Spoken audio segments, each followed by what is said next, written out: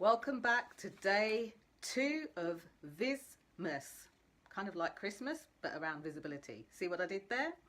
And today is all about you and your being present to present. So I thought I would pluck this out of a couple of programs that I've got, where I look at how you can be really present when you are presenting. So in the theme of naughty and nice, they're going to be 3 things that we cover. And just because, like children and animals, post-its and sticky notes, all other brands available, don't want to really work to stick live, I'm going to go through 3 naughties and 3 nices about presenting and being present. So if you're watching this and you've got any type of presentation, meeting or anything else that's coming up, please do me a favour and share this, because this is only going to be running for 12 days and I'm going to be giving you a gazillion tips based on some of the things that I've done throughout the year. So the reason why I love this is, hey Faye, hi, thank you for joining. The reason why I love this subject is because in February I had a few irons in different fires, which were all around presenting. One was a package to a specific place. I obviously need to keep the confidentiality of that. One was to do quite a big speaking gig at a very well-known, like internationally well-known brand. And the third one was to look at developing my work with you guys on how you do your presentations and how you take them to the next level, whether you actually are working corporately or working for yourself. So on today's copy of this, I'm going to talk about 3 naughties and 3 nices. Naughties being the things that you really want to try and avoid if you can when it comes to presenting and being present in presenting.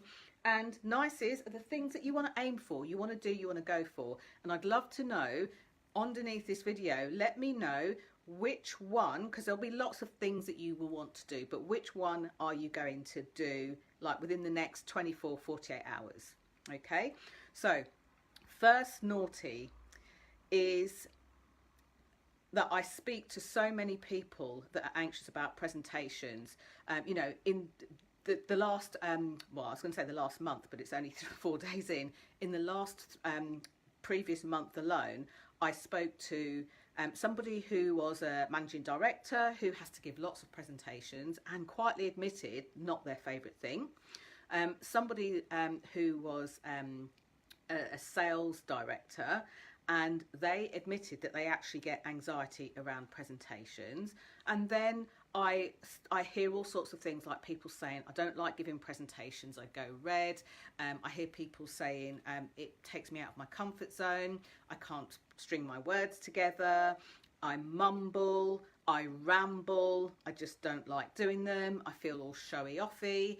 You name it, I've heard the whole thing. And the one that I hear quite a lot, believably, is I don't like standing and speaking in the front of the room because I'm centre of attention. I don't like everybody looking at me. I hear that a lot too. So there's literally nothing that you could tell me about loving or loathing presentations that I wouldn't have heard of. So 3 naughties, 3 things that you really want to try and avoid. And the first one speaks to the anxiety. Some of you tell me that you get really anxious about the thought of speaking and the build up to it is just unbearable. And some of you tell me you get really excited about the thought of speaking. Now, regardless of whatever makes you anxious or excited, I want you for a second just to allow yourself to think of those 2 emotions. Think of anxiety. Think of the last time you were anxious, and then kind of stop there because I don't want to leave you feeling anxious. And then think of a time when you were excited and you had that feeling in your body too. You'll notice that those feelings, like if you had to point somewhere in your body, come from a very similar place. Not quite the same, but very similar. So the first nasty is, if you have got to be present and in the moment while giving a presentation, why don't you choose the excited instead of the anxiety? 9 out of 10 people who get nervous, anxious or whatever about giving a presentation, public speaking or anything else like that, they will often go into automatic pilot and choose that over something more helpful to them instead. So that's the first nasty. Don't do that. Choose wisely.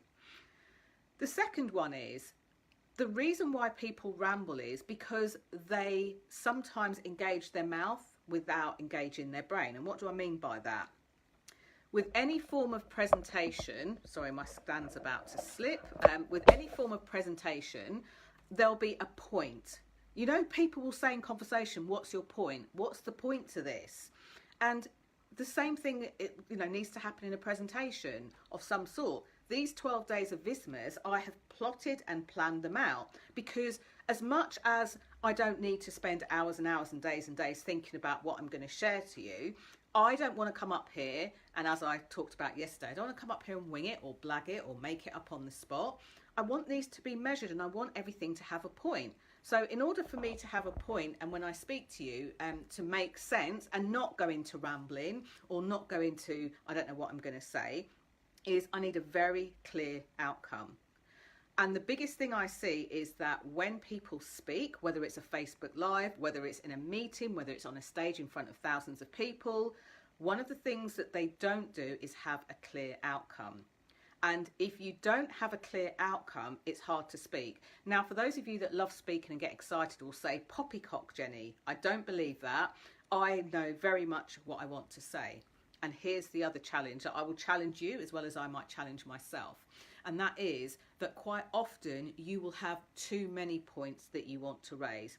The whole point of this Facebook Live, the whole point of this day 2 of 12 days of Vis-Mas is purely to talk about presenting and being present. So in order for you to be present, you need to ditch the anxiety and get something else that's more helpful and useful to you instead. To be able to speak without rambling means you need a clear outcome. And once you've made that outcome, then as they say in Essex, shut up. Now, I'm not going to get loads of flack for that because that was a rubbish Essex accent. But once you've made your point, shut up. You don't need to pad in the time, fill in the space, make your point and then be quiet. It's as simple as that. But be clear on your outcome.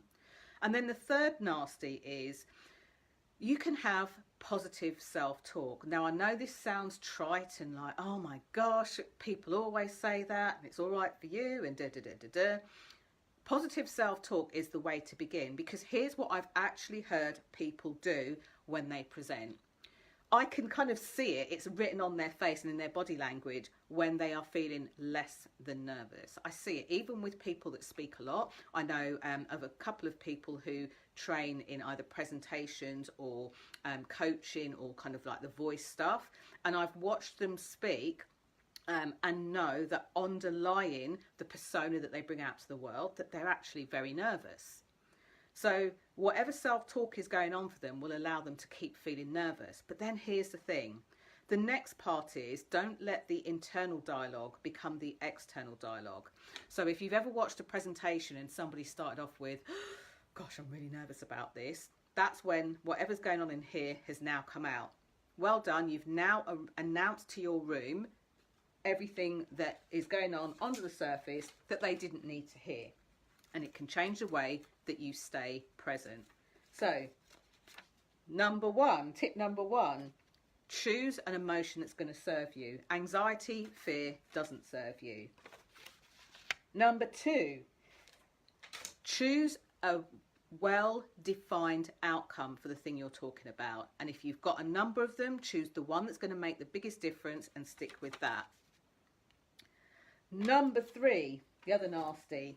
Stop letting the self-talk be negative and then making it external dialogue. Okay, so I'm going to run through three nices to have when it comes to being present and presenting. So the first one is engagement.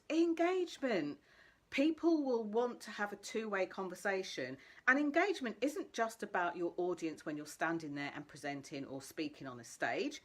Presence of being engaging also leaks into your Facebook Lives. Are you encouraging people to share, to comment, to post? On this is quite heavy on the teach. So there are less questions being flown back. And until I see more people that come in and they comment and interact, then I will get them engaged too. But if they're standing and watching on the sidelines, which a couple of you are, then I won't force you or drag you into this. But engagement can go to Facebook Lives, to videos, to your Facebook group, to your audience on social media or live online. So any of those, get the engagement. Second is get help. Far too many people struggle with this for far too long. I remember a few years ago working with somebody who said they had video anxiety. And, you know, despite creating, like being a business owner who actually owned a number of businesses, despite getting, you know, going on training courses and doing bigger things in the world, it was like they were happy to sit and ride with this discomfort, with this anxiety. And, you know, if you know that this is you, if you're standing here saying, gosh, I really want to get out there, and you know you've been saying that for more than a couple of months, then you need to get some help. Get somebody to help you that can do. Now, of course, I want to put my hands up in the air and be the person to help you with that. And there's various ways I can do that. There's free ways like going into my Facebook group, the Visibility Vibes Tribe. There you get the chance to speak on camera, to be more visible and to get out there and push yourself out of a comfort zone. Or you can choose to join one of my programs. The most popular one is the Speaking Out Authentically program. It helps you to be able to speak. It gives you a framework that you can hang your words from so that anytime, any place that you need to speak, you can do that. And then the third option is some people say, no, I don't want to do this in a group. I don't want an audience while I do it. I want to work with you, specifically one-on-one. So there's a handful of people that do that too.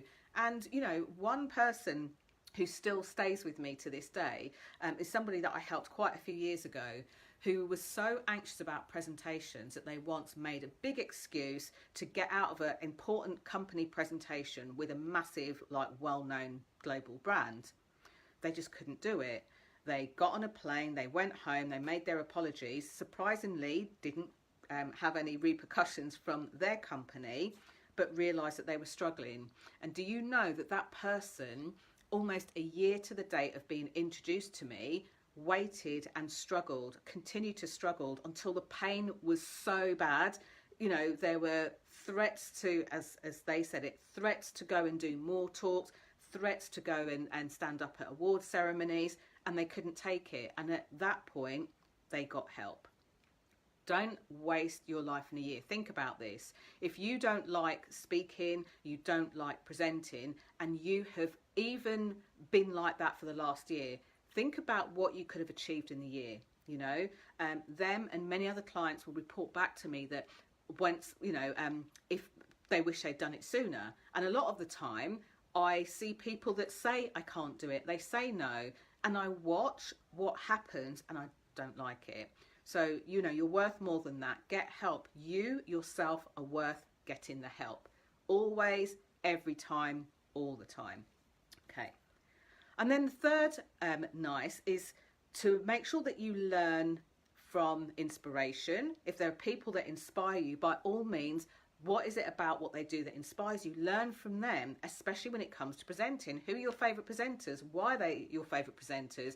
Are they on TV? Are they, you know, on video? Are they on YouTube? You know, where are they? Have a look at the people that you really like and really start to get interested in what it is that inspires you, that you love. Faye says she's trying to multitask. I'm not sure what else she's doing there. So learn from that inspiration.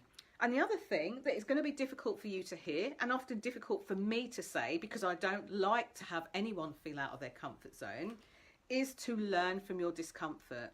If you are uncomfortable speaking to a group of people, standing up in front of a crowd, presenting at a meeting, or being present when you present, then you need to do something about it. It doesn't take me to tell you that on video. You need to do something about it, because all it will do is continue to stop you from doing the things you want to do in life, being the person you want to be in life, and having what you want to have in life. And nobody wants that for you. And I hope you don't want that for yourself. You don't want that to be reflected to the people around you, whether it's family, friends, peers, or anyone else. So go for it and be present presenting. I'd love to know which one of these spoke to you most. Please let me know in the comments below, even if you're watching on the replay, and I look forward to seeing how you grow what you do. And if you do want help from me, please hit the message button at the top of this page, send me a message, I'll send you a link, we'll book a time to talk and work out what is the best thing for you to do next. Lots of love to you. Thank you for coming on this one, and tomorrow, day 3, I can't remember what it's about, but I'll put a little note up there so you can see. Thank you so much for watching. Bye for now.